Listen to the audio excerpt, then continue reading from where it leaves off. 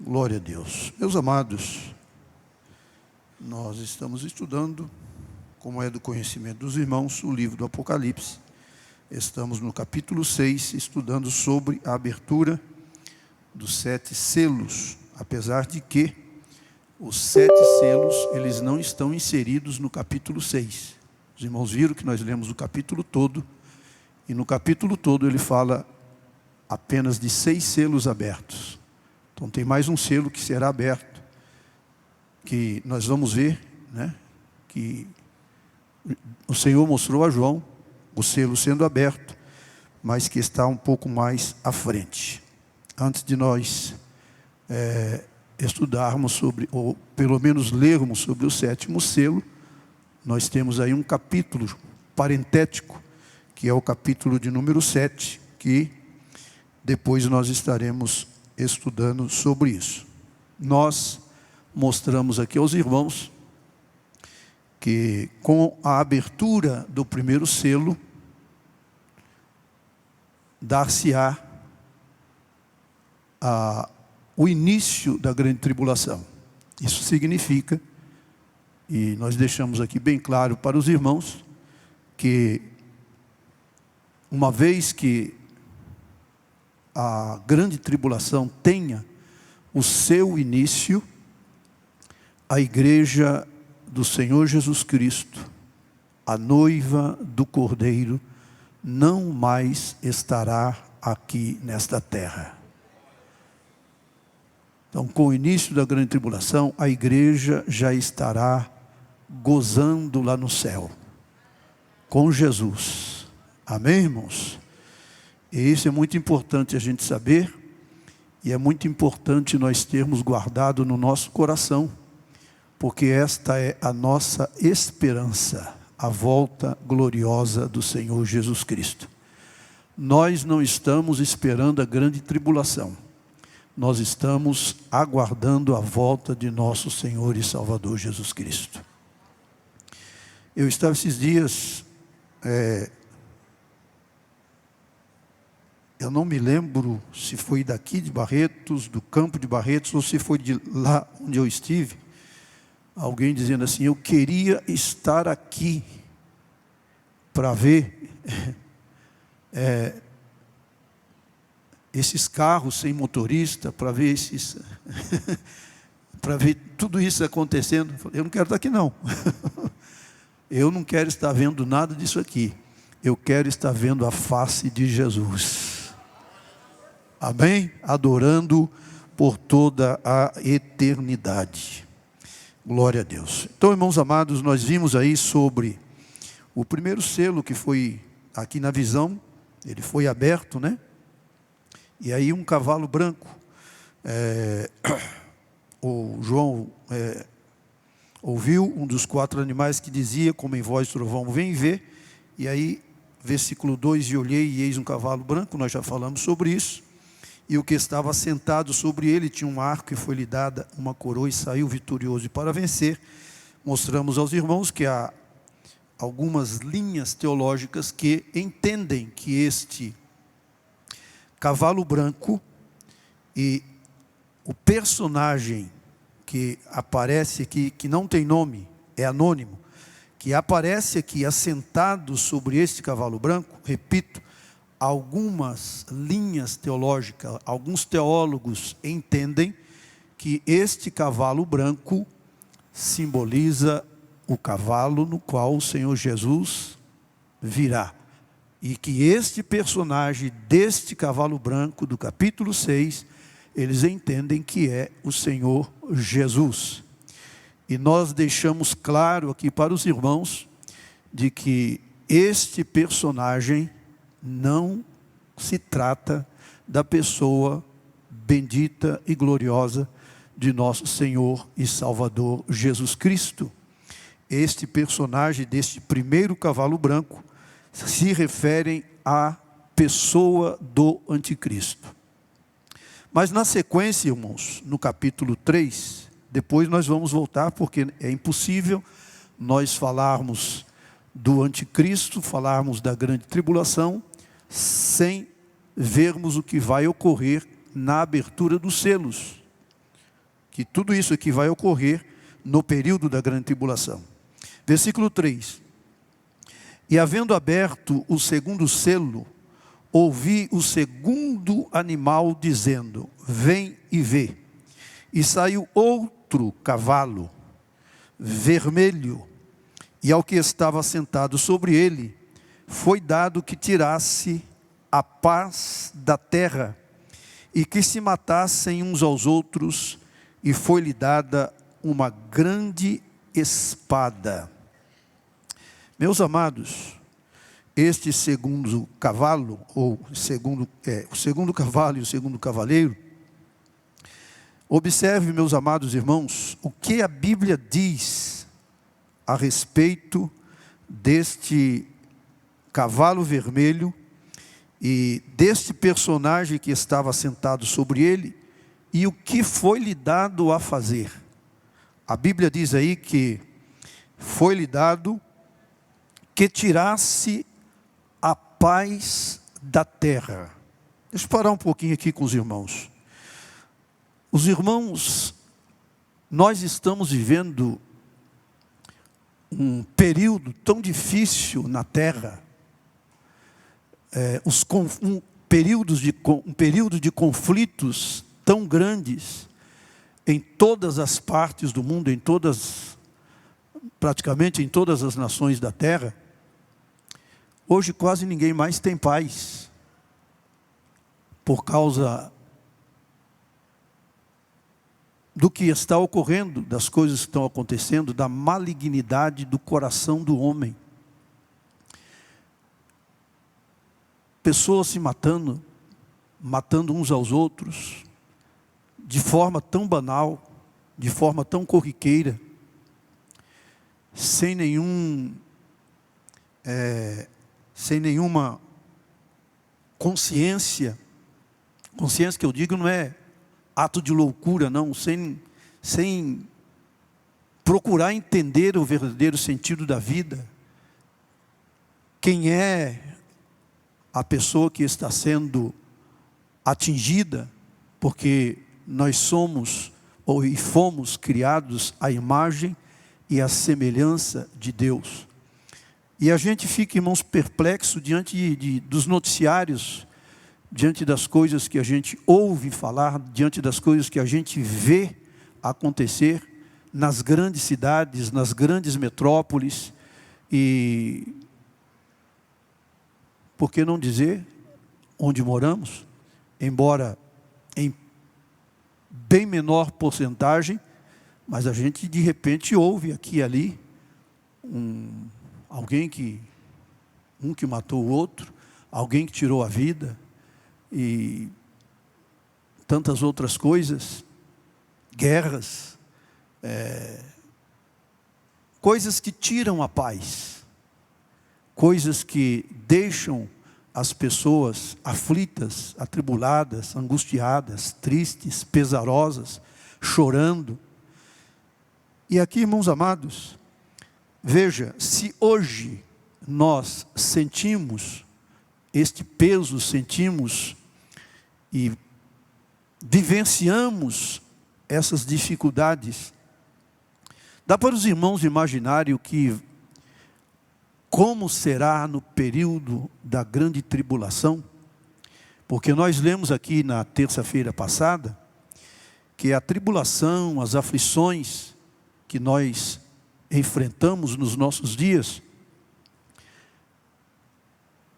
não dá para comparar com as aflições, com a tribulação que há de ser nesse período dos 7 anos do governo do anticristo. A Bíblia diz, tribulação tamanha, tribulação tal, que nunca houve desde o começo do mundo até agora, e nunca mais haverá.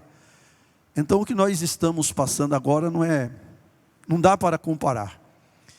E quando o segundo selo é aberto, a palavra de Deus nos mostra aqui, irmãos amados, que foi dado a este personagem que estava sentado neste cavalo vermelho, aqui fala de guerra, Tá?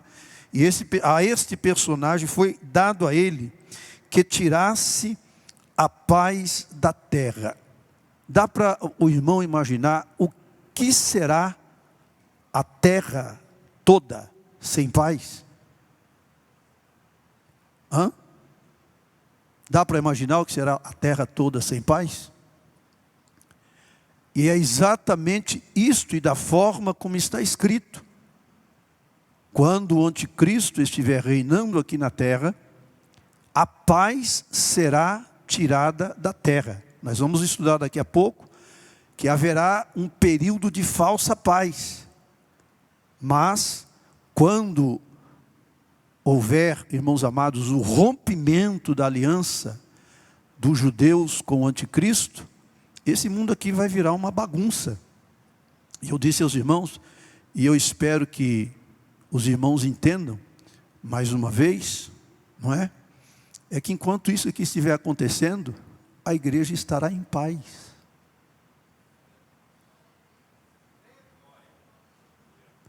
Enquanto isso estiver acontecendo aqui, a igreja estará em paz. Porque ela vai estar em um lugar onde não haverá mais guerra. Nunca houve e não haverá guerra. Não haverá morte, não haverá dor, não haverá luta, não haverá perseguição, não haverá aflição, não haverá angústia. Diz a Bíblia lá, é tudo gozo, paz e alegria. Amém, irmãos? Bendito seja o nome maravilhoso do Senhor. Capítulo 6, versículo 4. E saiu outro cavalo vermelho, e ao que estava sentado sobre ele, foi dado que tirasse a paz da terra. E como que diz na sequência, irmãos? E que se matassem uns aos outros, e foi-lhe dada uma grande espada. Então aqui fala, irmãos amados, de guerras, fala de mortandade sem limites, durante o período do governo do anticristo. Vamos na sequência, versículo 5. E ouvi, e havendo aberto o terceiro selo, ouvi o terceiro animal dizendo, vem ver. E olhei, e eis um cavalo. Que cor que era esse cavalo agora, irmãos? Cavalo preto. E o que sobre ele estava sentado, tinha uma balança na mão. E ouvi uma voz no meio dos quatro animais que dizia, uma medida de trigo por um dinheiro, e 3 medidas de cevada por um dinheiro, e não danifiques o azeite e o vinho. Observe, irmãos, que primeiro fala de guerra, no segundo selo, obviamente. No terceiro selo fala de escassez sem limite. Racionamento severo. Diz aqui, uma medida de trigo por um dinheiro, e 3 medidas de cevada por um dinheiro. Aí a palavra medida, irmãos, no original, corresponde mais ou menos à capacidade de 1 litro. E a palavra aí, um dinheiro, correspondia na época, não é? Ao salário de um dia de trabalho. Então, 1 litro de trigo por um dia de serviço. Dá para os irmãos imaginarem, nós estamos vivendo aí, aqui em nossa nação, momentos de apreensão, porque neste governo que está aí, não é só nós, os economistas, não é? Eles estão preocupados com as decisões que estão sendo tomadas na área econômica aqui no Brasil, porque eles estão, as notícias, os jornalistas da área econômica, eles estão informando a respeito de uma inflação muito alta que está para sobrevir sobre o Brasil. Aqui, para os irmãos terem uma ideia, eu não sei se já está em vigor, mas já é pensamento, repito, não sei se já está em vigor, o aumento da energia elétrica em 45,2% ou é 42,5%. 42,5%. Agora veja os irmãos. Digamos aqui que você pague. Quem gosta de matemática, me ajuda aí. Você quer contar? Eu vou colocar número redondo para a gente entender. Quem paga, por exemplo, R$100 de conta de luz, com aumento de 42,5%, para quanto vai a energia? 142,50. Então vai aumentar 42,50 se a pessoa paga apenas R$100 por mês de energia. Eu estava ouvindo hoje de que a gasolina, é a ideia do novo governo, reonerar os impostos da gasolina e vai chegar a aumentar 75%. Gasolina não, o combustível aqui no Brasil. A partir de amanhã. A partir de amanhã. Então, para os irmãos terem uma ideia. Então, vamos por aí, me ajuda aí. Quanto está o litro de gasolina? Um 4,89, 4,90? 4,90. Um acréscimo de 72%. Quase R$7. Então, nós estamos mostrando isso aqui para os irmãos porque a igreja ainda está na terra. Mas quando o anticristo estiver reinando, a inflação vai estar lá em cima, irmãos. Amém? Estou dizendo amém para confirmar. Amém, irmãos? A inflação vai estar lá em cima. Diz a palavra de Deus aqui que esse cavalo preto, com o seu cavaleiro, diz a Bíblia, capítulo 6, versículo 5,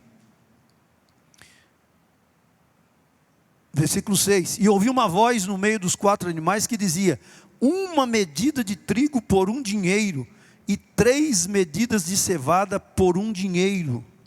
O poder de compra vai ser muito pequeno, a escassez vai ser grande, o racionamento vai ser severo. Racionamento, irmão, já existe em alguns países.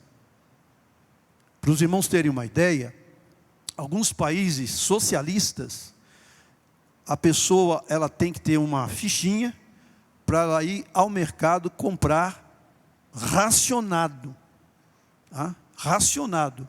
Às vezes são 2 ovos por mês, às vezes é um pouquinho de arroz por mês, de acordo com o tamanho da família. Aqui, pertinho de nós, Venezuela, Cuba e outros países socialistas, já existe esse racionamento. E no período da grande tribulação, isso aqui os irmãos podem elevar a 100ª potência ou mais, porque o racionamento será muito severo. E depois desse cavalo preto, vem outro cavalo. Obviamente que nós estamos aqui resumindo para os irmãos. Versículo 7. E havendo aberto o 4º selo, ouvi a voz do 4º animal que dizia, vem e vê. E olhei, e eis um cavalo amarelo, e o que estava sentado sobre ele tinha por nome Morte, e o inferno o seguia, e foi-lhe dado poder para matar a 4ª parte da terra. Quantos habitantes somos hoje? 8. Cerca de 8 bilhões. A 4ª parte de 8 bilhões dá 2 bilhões. 2 bilhões de pessoas. Quantas pessoas morreram de Covid no mundo? Consulta aí para mim rapidinho. Eu estava em viagem, não deu tempo, cheguei agora à tarde. Me ajuda aí, consulta aí rapidinho. Quantas pessoas morreram de Covid no mundo? Chegou a 1 milhão?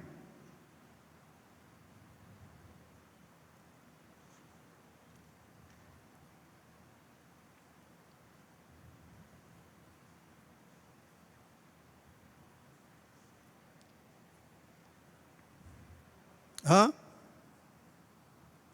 Quem falou? 6,8 milhões.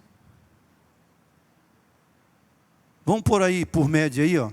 Metade da população de São Paulo, capital.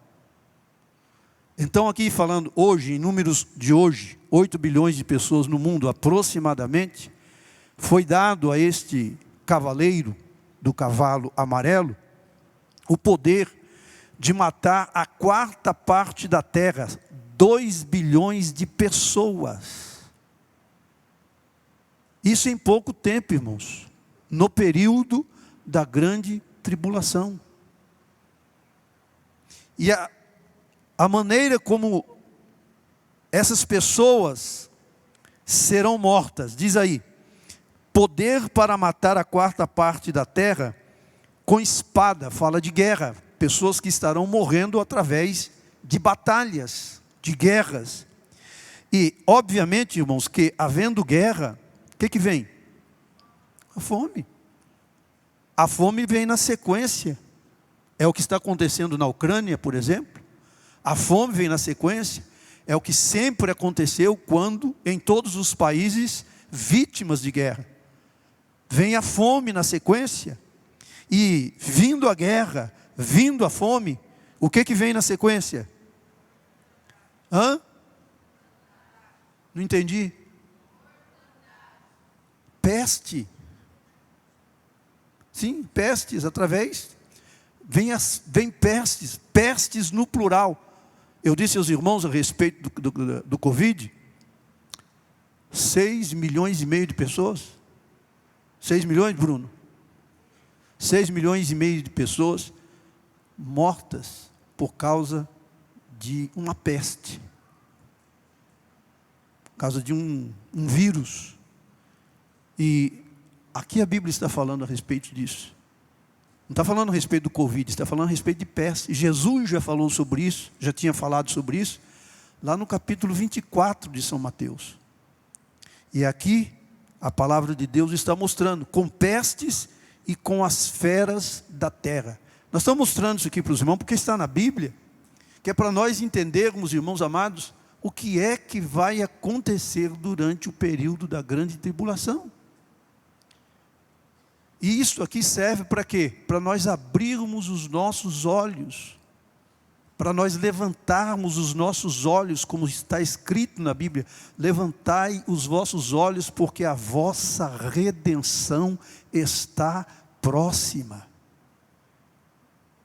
Nós precisamos, irmãos amados, mais do que nunca, fazer continuadamente a última oração da Bíblia. Qual é a última oração da Bíblia? Quem sabe? Maranata, ora vem Senhor Jesus. Ouvi poucos glória a Deus e aleluia. Sabe por quê, irmãos?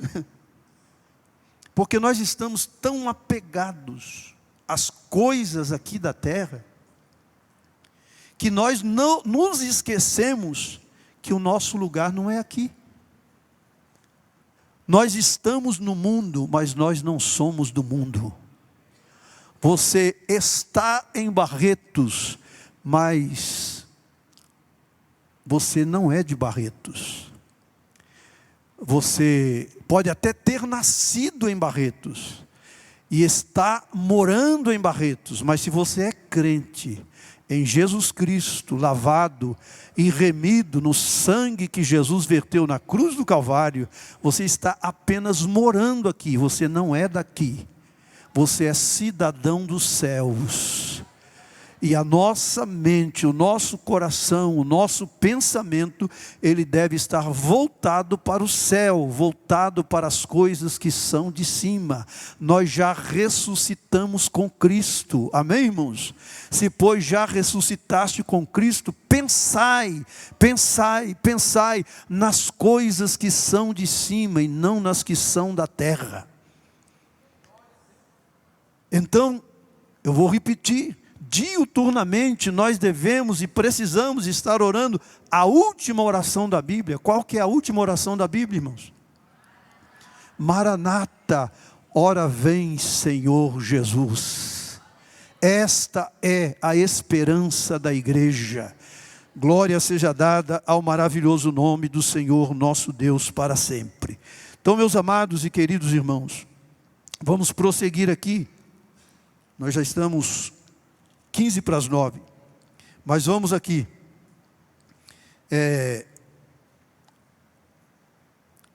Ainda no versículo 8, essas feras multiplicadas na terra. De acordo com alguns teólogos, estudiosos, um deles, o pastor de saudosa memória, pastor Antônio Gilberto, ele afirma que essas feras multiplicadas, sugere, que essas feras multiplicadas na terra, além de significar animais bravios, é possível que também signifique uma multiplicação descomunal de micróbios e bactérias destrutivos que aparecerão nessa época. Micróbios e bactérias destrutivas que vão aparecer na época da grande tribulação. Então nós precisamos, irmãos, estar alertas, porque Jesus está às portas. Glória a Deus. Depois nós vamos continuar, estudando aqui o capítulo 6, mas eu quero aqui voltar um pouco lá no cavalo branco, e o personagem do cavalo branco, que é o anticristo. E vamos juntos aqui em 1 Tessalonicenses, no capítulo 2, para nós entendermos um pouquinho mais, irmãos, ou pelo menos procurarmos entender, com a ajuda do Espírito Santo de Deus. 1 Tessalonicenses, no capítulo 2, a partir do versículo 1, diz assim: Ora, irmãos, rogamo-vos pela vinda de nosso Senhor Jesus Cristo e pela nossa reunião com Ele, que não vos movais. Olha aqui o que Paulo orientou a igreja que estava em Tessalônica: que não vos movais facilmente do vosso entendimento. Agora preste atenção.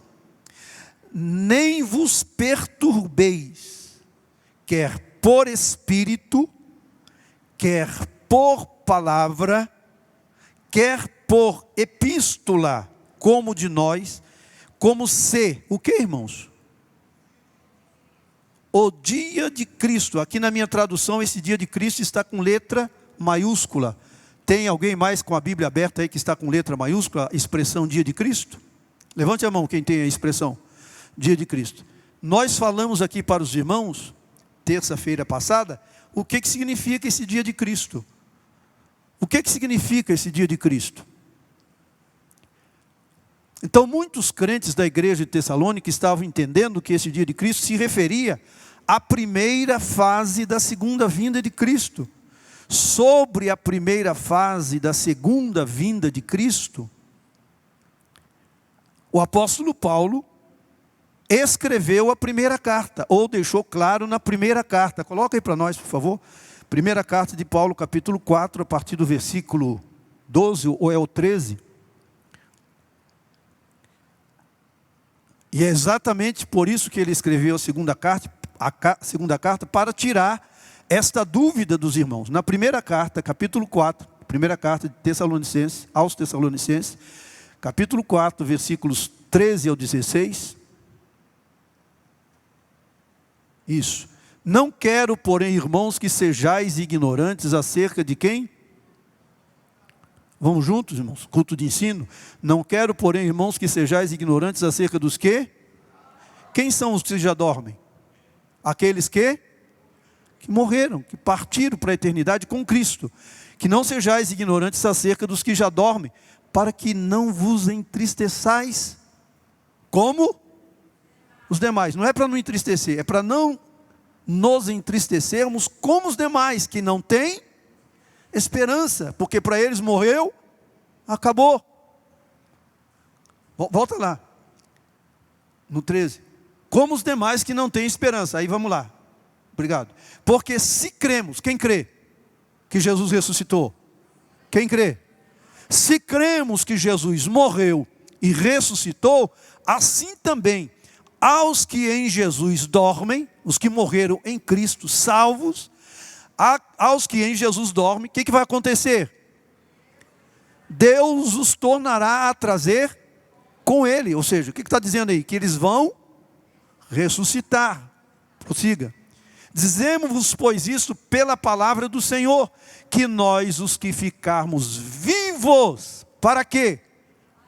Para a vinda do Senhor, não precederemos os que dormem, não vamos antes. Aí o que diz? Porque o mesmo Senhor descerá com alarido, e com voz de arcanjo, e com a trombeta de Deus, e os que morreram em Cristo, o que vai acontecer com eles? E depois, no versículo seguinte, depois nós, o quê? Os que ficarmos vivos, seremos o quê? Depois deles, amém?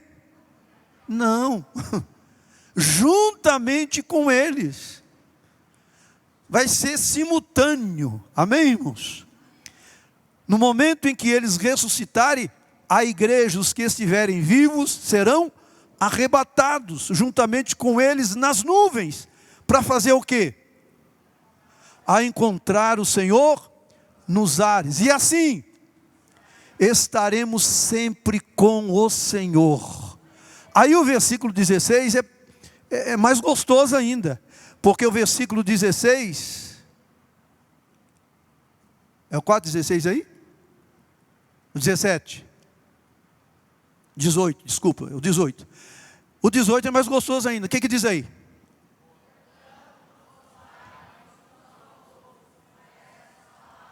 Isso é palavra de consolação, irmãos. Consolai-vos uns aos outros com esta palavra. Vamos fazer isso aqui nessa noite? Olhe para o seu irmão e diga para ele assim: Jesus, breve vem para nos buscar.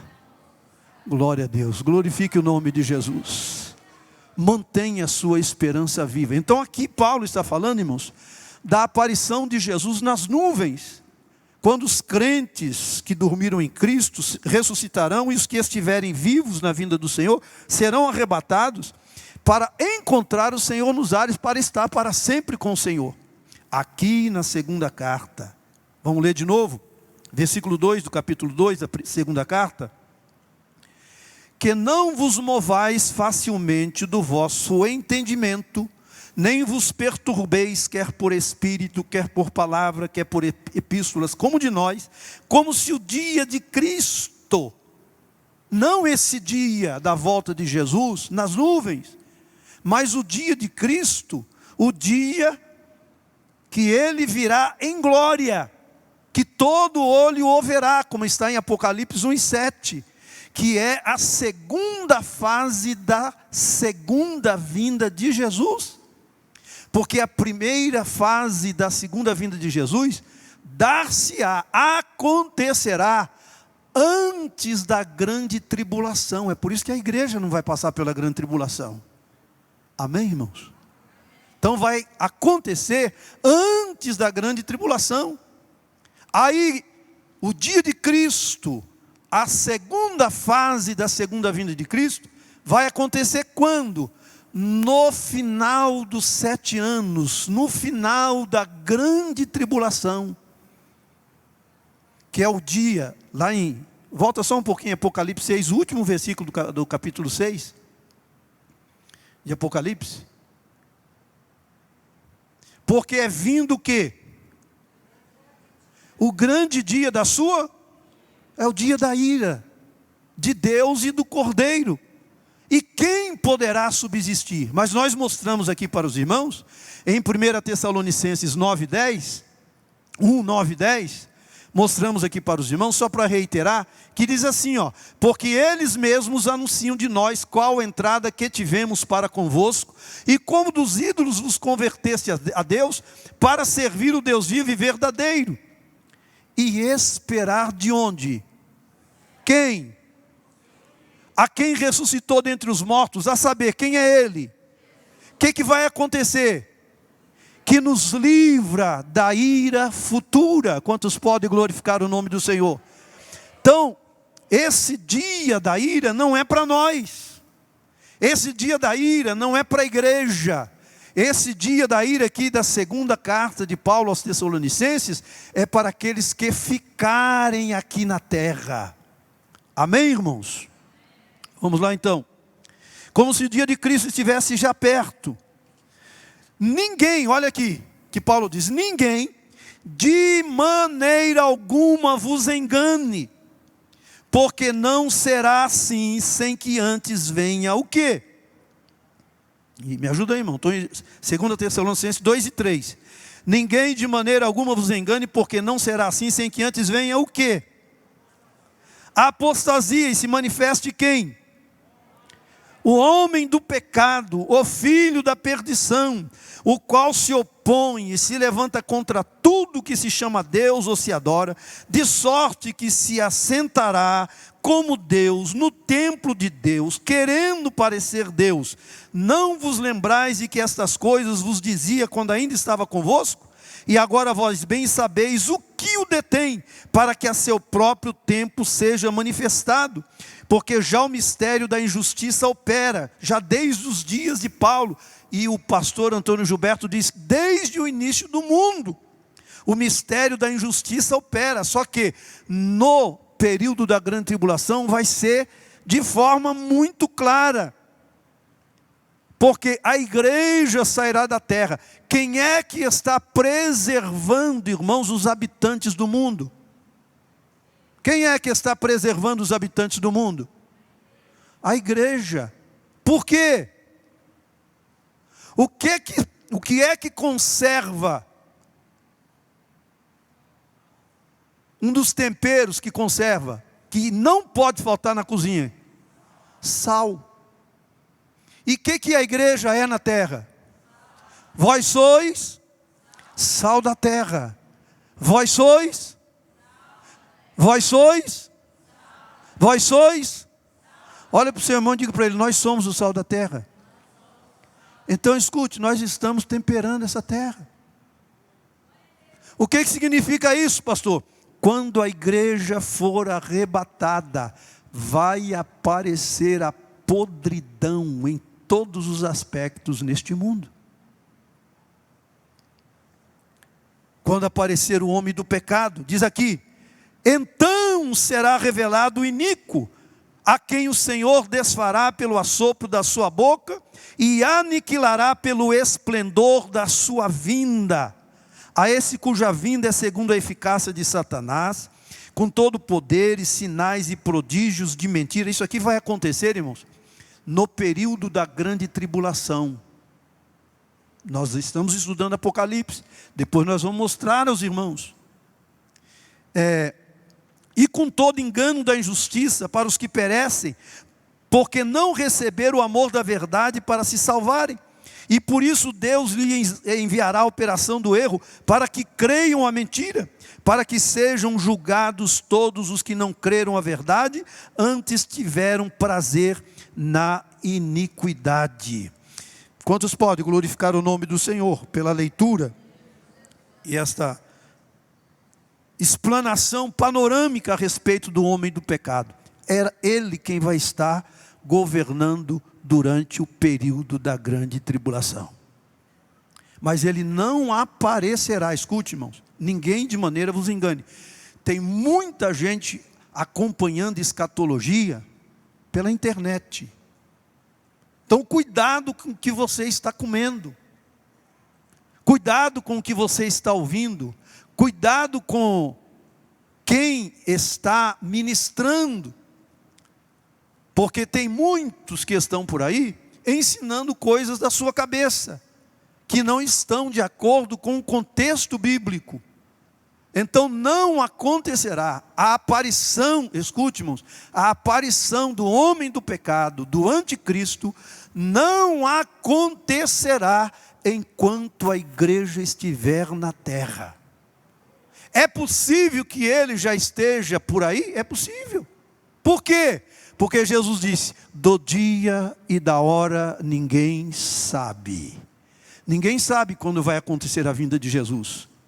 Antes de ministrarmos a bênção apostólica, é possível que Jesus apareça nas nuvens dos céus e a igreja seja arrebatada. Então é possível que ele esteja por aí? É possível.